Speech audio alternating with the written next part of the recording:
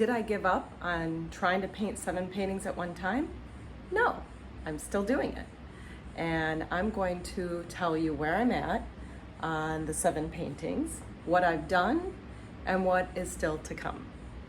First of all, where am I at? Well, I have on all 7 of these, I've completed my mark making. So these are mixed media paintings. I have completed acrylic washes.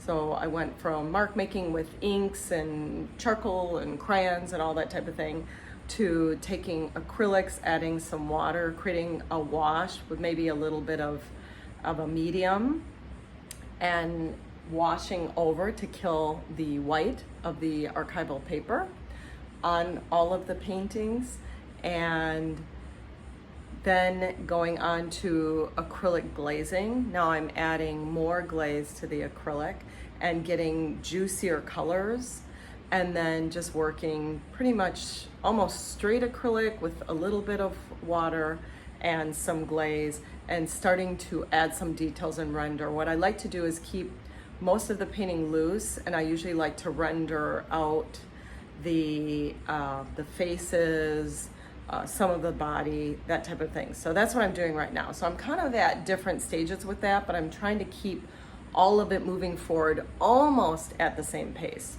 So I have actually rendered to the point where I'm happy with it in the acrylic stage, the first 3. So I'm gonna move in and try and show you more closely. So this is the iguana that's in the bathtub.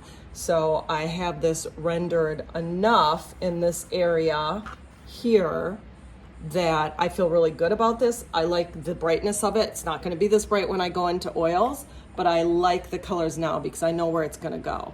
And now I've got, this is the one, the ballerina. Again, I feel good about how it's rendered here in the center. I'm good to go on to oils with that.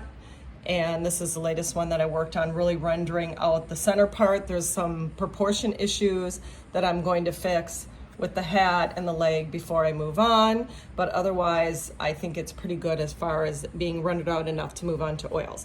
Where I still need to render is this. As you can see, just glazes, washes, no real details, really needs to be rendered out here and here. I'm not at that step yet with that one, so I'm a little behind there. This one down here, same situation. I've got just the glazes, acrylics, not rendered out yet. This guy in the pool hall, you probably can't even maybe tell he's in a pool hall. It's a pool table, some of the balls, and his pool cue right there. So that needs to be rendered out. And then this is the one that looks like an oddball, like from Sesame Street. Which one of these doesn't belong with the others? This is the painting that I'm doing in reference to my book. I'm also a published author. And my book, The Serendipitous Life, actually it's funny, I have the book right here. I didn't intend that. But my book, The Serendipitous Life of Ruby Slippers, this is a painting that I'm creating of her in the bathtub. She loves doing that. And it's going to be a free giveaway for my subscribers to that newsletter, that they're going to be able to download the digital on that when that's done. That one obviously needs to be rendered as well, just very loose right now. So that is where I am currently at. I have not given up. The next step for those that are rendered is to go into oil.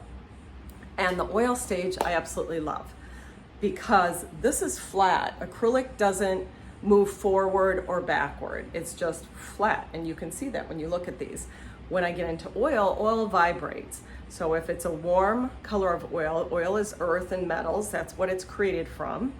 The oil will vibrate forward, and that's where you start to get depth. You get things receding, you get things moving forward, and that's what really creates a 3-dimensional painting that's really exciting. So that's one of the big things that oil does. So when I start working with that in any of the areas that are shadows or the background that I want to recede, I'm gonna start using some of the cool oils and start pushing those things back. And then any of the highlights in the areas that I want to bring forward, like the front part of the painting, and again, highlights throughout, I will use warms and start to bring those forward. Also, what oil does is oil will never be as bright as these acrylics.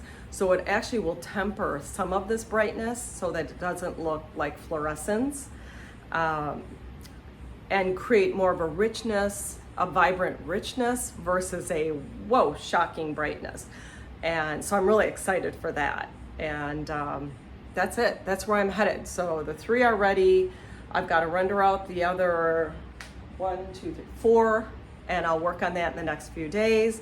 And then I'll head into oils with all of them at the same time, because of course I don't want to have oil and acrylic both on my palette. That would be crazy. So I'm trying to kind of keep it even, but the rendering takes more time. So I the day that I'm rendering, I focus only on one painting. And there you go. I'll keep you posted.